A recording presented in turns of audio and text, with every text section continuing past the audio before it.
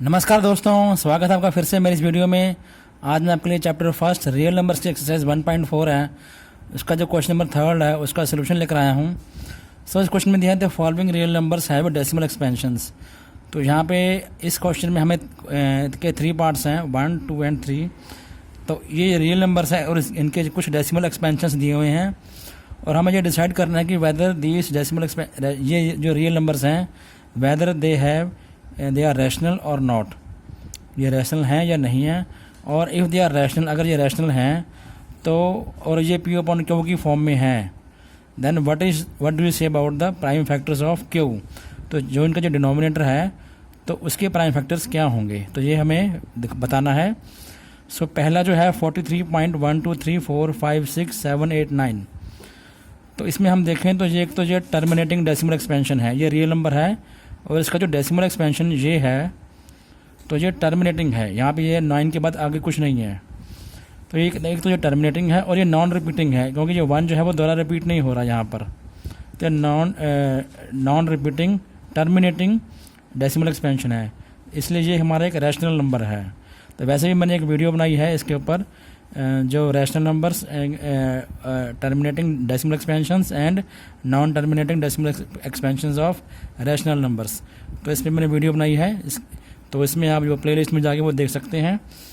And और ये जो है हमारा ये रैशनल नंबर है, ये पी अपॉन क्यू की फॉर्म में हम इसको लिख सकते हैं। और जो इसका जो क्यू है डिनोमिनेटर है, जो इसका जो डिनोमिनेटर है वो इसकी जो फॉर्म है वो 2n की फॉर्म में होगा या फिर 5m की फॉर्म में होगा। मतलब 2 की पावर कुछ भी हो सकती है और या फिर 5 की पावर कुछ भी हो सकती है, या फिर जो क्यू है वो 2 × n N multiply by 5 × m की फॉर्म में भी हो सकता है। या तो वो 2n होगा ये क्यू, या 5m होगा, या फिर दोनों ही होगा। ये तीनों पॉसिबिलिटीज़ हैं इसमें। ओके। एंड जो सेकंड केस है जो इसका वो ये है 0.120 1200 12000 एंड 120000।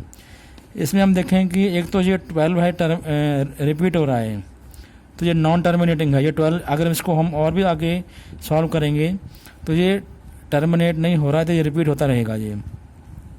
और इसमें हम देखें ये नॉन रिपीटिंग भी है, नॉन टर्मिनेटिंग भी है और नॉन रिपीटिंग भी है, क्योंकि ये जो इसमें 0-1 पहले तो आ रहा 120, फिर आ रहा 1200, फिर आ रहा 12,000।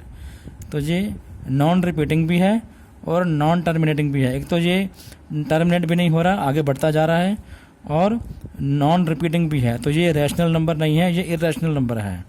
ओके।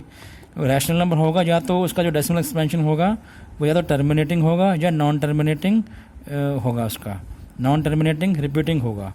ओके। अब हम इसका थर्ड पार्ट देखें तो ये है 43.123456789। तो इसके ऊपर स्लैश दिया हुआ है, तो ये रिकरिंग है, रिपीटिंग है। This decimal expansion is non terminating repeating है।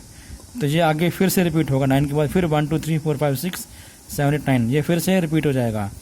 तो ये गिवन नंबर रैशनल नंबर है और ये इसको हम पी अपॉन क्यू की फॉर्म में लिख सकते हैं, पर इसका जो डेसिमल एक्सपेंशन है वो नॉन रिपीटिंग है एंड रिकरिंग है, रिपीटिंग है, रिपीटिंग है, नॉन टर्मिनेटिंग है।